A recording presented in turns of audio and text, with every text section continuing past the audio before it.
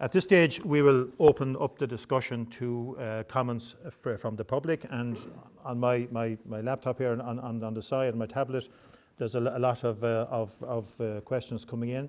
There's a question to Andrew about genotyping animals. What more can it bring to the equation? What more information can it give over and above, let's say, using the 5-star index? Okay, so and of course, you know, a farmer could just pick bulls based on that replacement index, and sort of what sort of rate of gain would he achieve as a consequence of that, and the benefits that genotyping brings.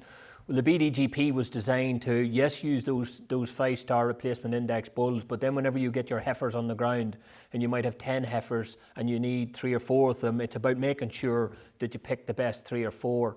And whether we like it or not, there's going to be ancestry errors that genotyping helps to address, and that was discussed here last night. We know the figure is 10 to 15% of ancestry errors, so straight away by having a genotype, you've corrected that problem, and you could be, you know, picking an animal that you wouldn't want to pick if you had the genotype data.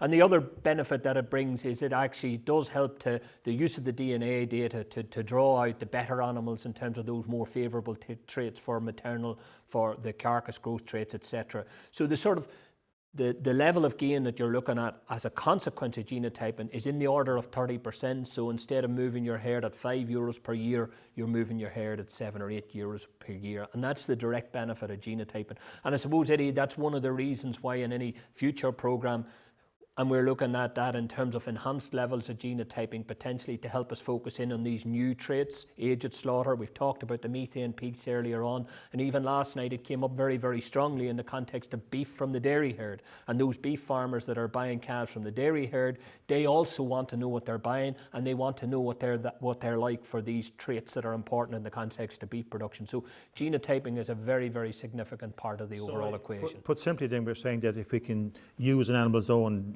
DNA, we can help to screen and understand what genes is carrying for certain traits, and that's using new technologies. And place the animals into the different pathways that we want, whether it's replacement or slaughter, beef from the dairy herd, etc. Okay.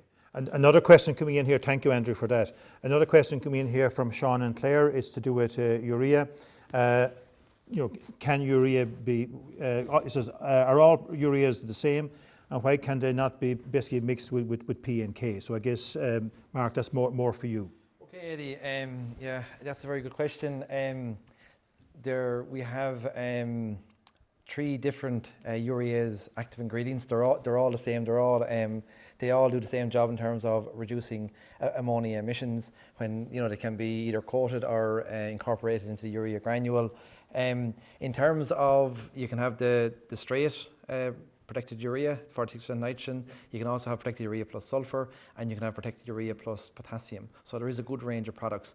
The only ingredient that we can't mix currently with protected urea is phosphorus, because it breaks down the urease inhibitor very, very rapidly. But in terms of supplying P and K in a fertilizer program, I would be encouraging people towards maybe something like N18-612, you know, in the first or second round during the growing season, and then switch back to maybe a straight urea, protected urea, or a urea plus sulfur. Okay, another question coming in here from John in Wicklow. He says, I used a trailing shoe last year and it left a row of slurry in the silage. And is this normal, or was it the machine?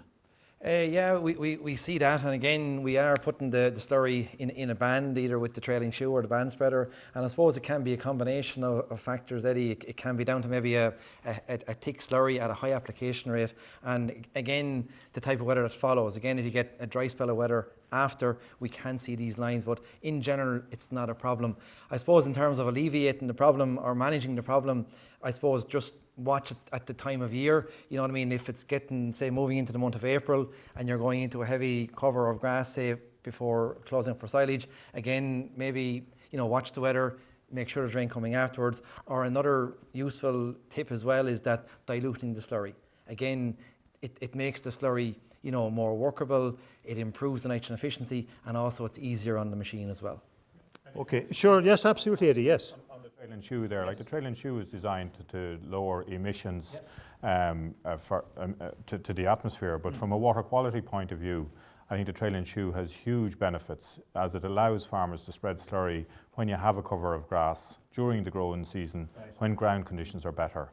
And if ground conditions are better, you'll have less loss through runoff. Okay, I think unfortunately the clock has caught up with us, and I think we could spend another hour discussing what we're discussing now, because literally my tablet here is literally lighting up, and I apologise to the people for not having maybe more time. Maybe we'll revisit it again.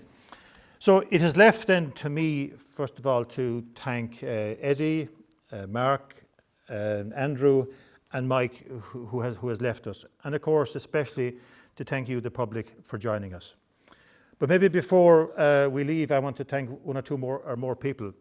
While I sat up here tonight asking the questions, you saw the videos, a lot of work has been done by the coordinators of tonight's show, and that's Sinead Waters and Martina Harrington. So thank you very much. They're in the background, waving at me here, smiling at me and sending me rude texts here. Also, we want to thank the television crew, and particularly Declan McArdle from Teagasc, who has been leading that, and of course the AgriLand crew. We greatly appreciate the effort. And I suppose also a lot of the social media activities that take place every day are coming through Teagasc PR, and we want to thank them as well. And before I finally leave, and not to go over time totally, our virtual Beef Week continues tomorrow. So again, there's a broadcast at 12 o'clock tomorrow, and again tomorrow night. And the theme or the focus of tomorrow is building resilience into your grassland system. So again, thank you for joining us, and take care.